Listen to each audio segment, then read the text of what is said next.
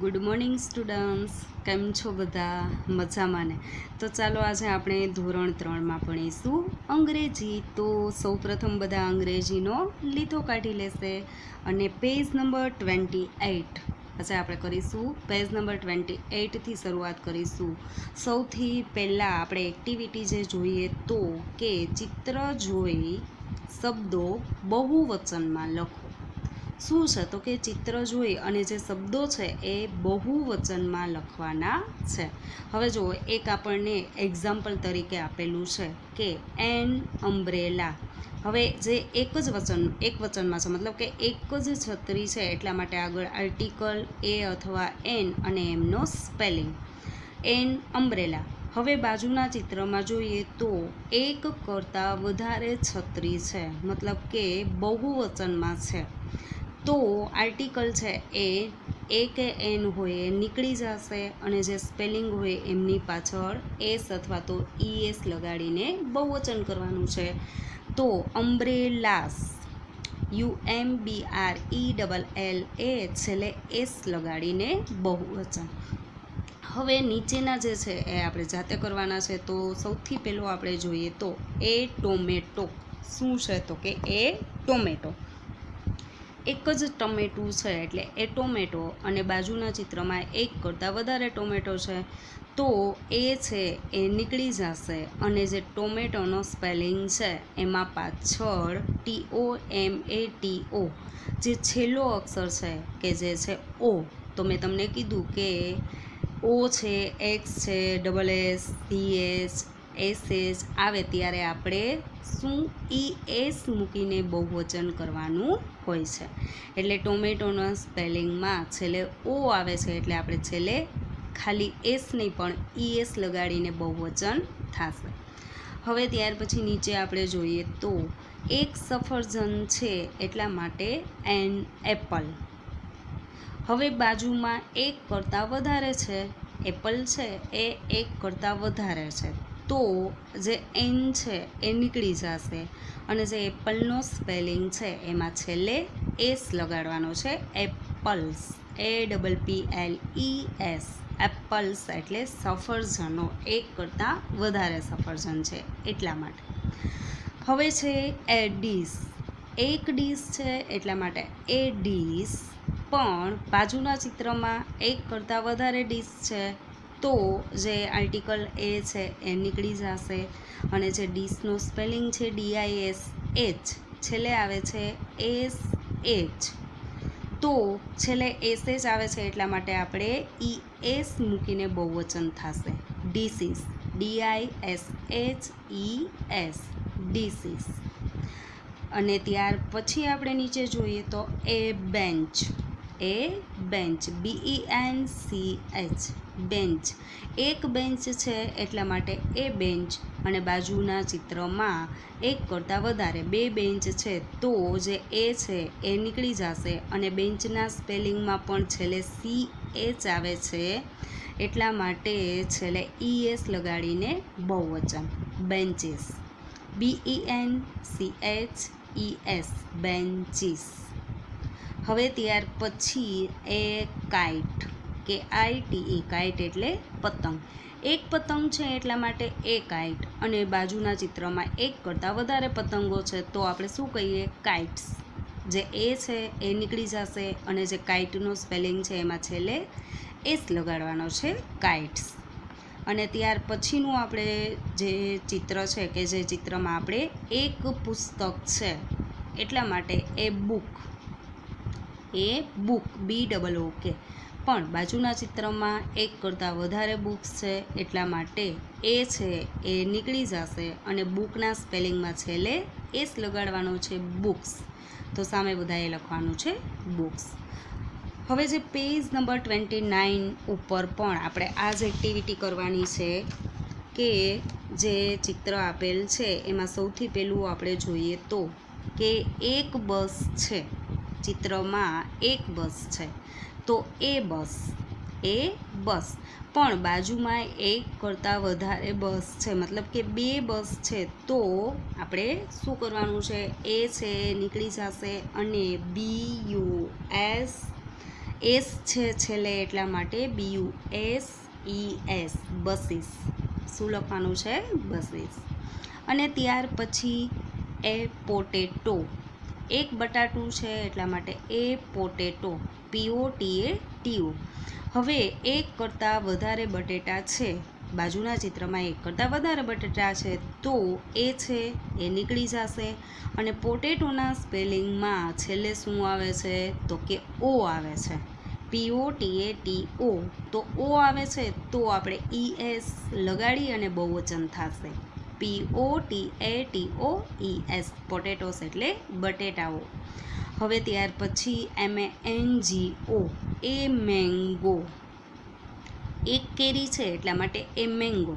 હવે એક કરતાં વધારે કેરી છે, બાજુના ચિત્રમાં એક કરતાં વધારે કેરી છે, તો MANGO, કારણ કે છેલ્લે ઓ આવે છે એટલે ES, છેલ્લે ઓ છે એટલે આપણે ES લગાડીને બહુવચન કરવાનું છે, મેંગોસ. તો સામે બધાએ લખવાનું છે MANGOES.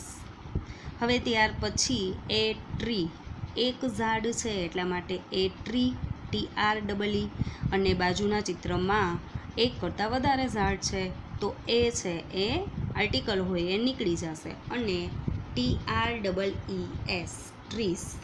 સામે લખવાનું છે ટ્રીસ. ત્યાર પછી એ ગ્લાસ, શું છે? તો કે ગ્લાસ, GLASS, ગ્લાસ એટલે પ્યાલો. હવે એ ગ્લાસ એક છે એટલા માટે બાજુના ચિત્રમાં આપણે જોઈએ તો એક કરતાં વધારે ગ્લાસ છે, તો એ છે એ નીકળી જશે. અને ગ્લાસના સ્પેલિંગમાં છેલ્લે ડબલ એસ આવે છે, તો GLASSES, છેલ્લે ES લગાડીને બહુવચન ગ્લાસીસ. હવે ત્યાર પછી એ ચેર, એક ખુરશી છે એટલા માટે એ ચેર. અને બાજુમાં એક કરતાં વધારે ખુરશી છે તો આપણે એ છે એ નીકળી જશે. અને જે ચેરનો સ્પેલિંગ છે એમાં છેલ્લે એસ લગાડવાનો છે, ચેર્સ, CHAIRS, ચેર્સ. હવે ત્યાર પછી વોચ, ઘડિયાળ, શેનું ચિત્ર છે? તો કે ઘડિયાળનું ચિત્ર છે. હવે ઘડિયાળ છે એ છે એક ઘડિયાળ છે, તો એટલા માટે એ વોચ, એક છે એટલા માટે એ વોચ. અને બાજુના ચિત્રમાં એક કરતાં વધારે છે, તો જે એ છે એ નીકળી જશે. અને WATCH, વોચના સ્પેલિંગમાં છેલ્લે CH આવે છે, તો આપણે ES લગાડીને બહુવચન થશે, WATCHES, વોચિસ. હવે હજુ આપણી પાસે ટાઈમ છે તો આપણે પાછળનું જે પેજ છે, પેજ નંબર 30, એ પણ આપણે કરી લઈશું. પેજ નંબર 30 ઉપર પણ એ જ એક્ટિવિટી છે, તો આપણે એ એક્ટિવિટી છે એ પૂરી જ કરી લઈશું. કે એ બોક્સ, એક બોક્સ છે એટલા માટે એ બોક્સ. હવે બાજુના ચિત્રમાં એક કરતાં વધારે બોક્સ છે, તો આર્ટિકલ એ છે એ નીકળી જશે. અને બોક્સના સ્પેલિંગમાં છેલ્લે એક્સ, શું આવે છે? છેલ્લે એક્સ આવે છે, તો આપણે ES લગાડીને બહુવચન થશે, BOXES, બોક્સીસ, BOXES, બોક્સીસ. હવે ત્યાર પછી એ કેટ, એ કેટ, CAT, કેટ એટલે બિલાડી. એક બિલાડી છે એટલા માટે એ કેટ. બાજુમાં એક કરતાં વધારે બિલાડી છે તો શું આવશે સામે? Cats, CATS. હવે ત્યાર પછી એ ફોક્સ, શું છે? તો કે એ ફોક્સ, ફોક્સ એટલે શિયાળ, ફોક્સ એટલે શું થાય? શિયાળ. તો અહીંયા એક શિયાળ છે એટલા માટે એ ફોક્સ, પણ બાજુમાં એક કરતાં વધારે છે એટલે આપણે સામે શું લખીશું? એ છે એ નીકળી જશે. અને FOX, છેલ્લે એક્સ આવે છે, તો આપણે ES લગાડીને બહુવચન કરીશું, FOXES, ફોક્સીસ. હવે ત્યાર પછી એ બનાના, BANANA, બનાના એટલે કેળું. એક કેળું છે એટલા માટે એ બનાના. અને બાજુમાં એક કરતાં વધારે કેળા છે, તો એ છે એ નીકળી જશે. અને સામે આપણે લખવાનું છે બનાનાસ, BANANAS, બનાનાસ. અને ત્યાર પછી એ બફેલો, BUFFALO, બફેલો એટલે ભેંસ. હવે બાજુમાં ચિત્રમાં આપણે જોઈએ તો એક કરતાં વધારે ભેંસ છે, તો એ છે એ નીકળી જશે અને બફેલોસ, છેલ્લે બફેલોના સ્પેલિંગમાં ઓ આવે છે એટલે ES લગાડીને બહુવચન, BUFFALOES બફેલોસ.